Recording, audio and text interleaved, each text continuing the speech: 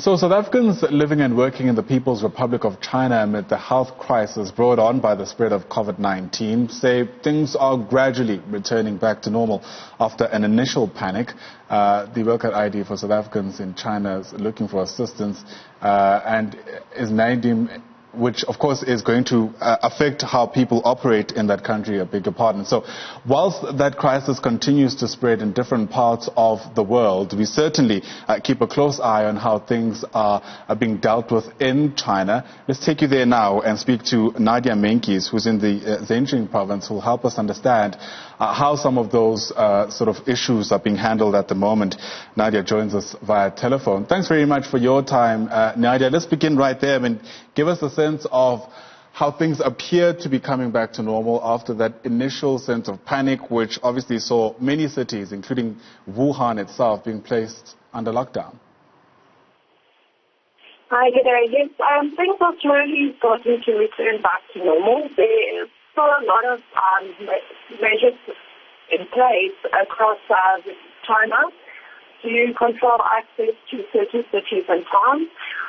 Hubei province in South Wuhan is still very much a problem area, so things there are still pretty grim. But it looks like, if you look at the infection rate, it has slowed down over the last few days. So there is a lot of progress going on there. Right. And, you know, obviously there are plans to bring some South Africans back into the country. Do you, given what you've just shared with us, think that's still necessary?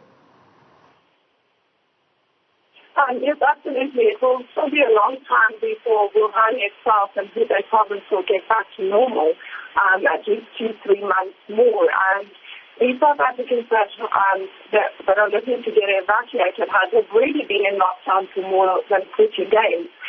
And the situation for them is slightly different. So they're starting to, food is becoming a bit of a problem. The food is starting to run low, and the cost of food is also really high. And with a lot of people who are receiving salaries during this time, it is a big concern. Amongst the concern is also, of course, the impact that this will have on some of the citizens' pockets. I mean, being out of work for quite some time is certainly taking its strain. Take us through some of the economic concerns that people in China like yourself have at this current moment, and whether or not there are any prospects of being able to go back to work anytime soon. Yes, there is a big concern regarding to job security and salaries at this moment. The government of China has put in some measures in place to make sure that at least the minimum salary in certain areas will be paid to people to cover their basic living costs. But it is still a big concern because a lot of us send money back home to support our families back home.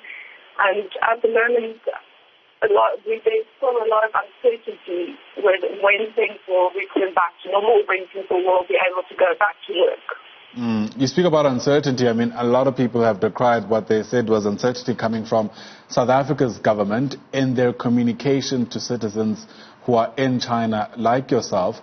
Help us understand how forthcoming that communication has been. I mean, have you ever been in a situation where you found that you actually don't know what the government's plans are, despite assertions by the state itself? Initially we had some issues connected to the embassy, but we have to also take into consideration they also have to comply to the rules of the local government. We had some good communication from them in the last few weeks. We have been able to reach out to them. We've had some support from DERCO.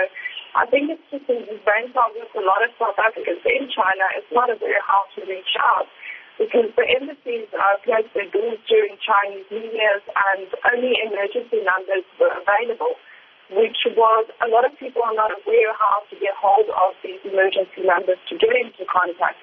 We've been trying to work on that to make people aware and to set their means of how.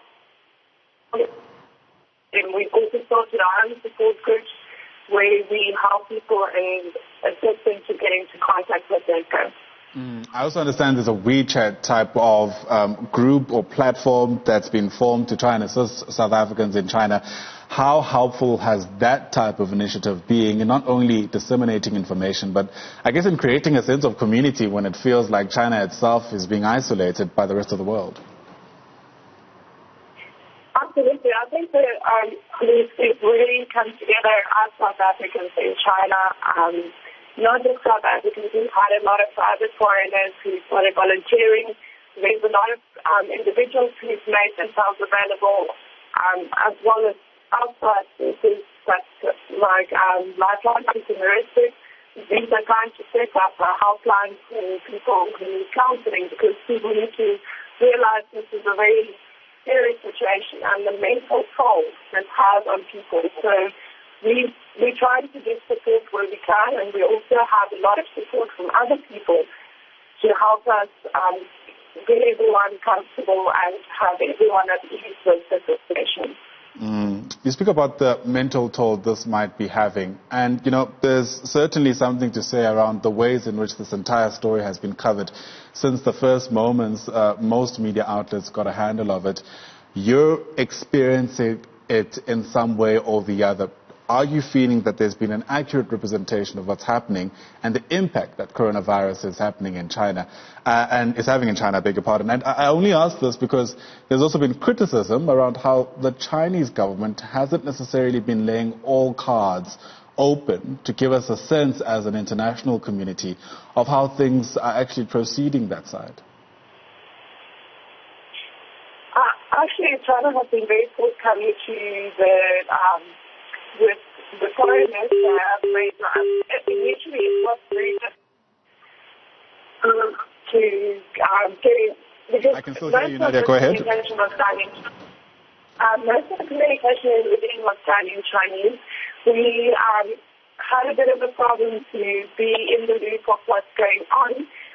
Then after reaching out, China has made a lot of helplines available with English-speaking services to foreigners, so we can also be in the loop. And we also have a team of volunteers who translate official communication for those who cannot read or understand Chinese. All right. Thanks very much for getting us into the picture in the ways that you've been able to.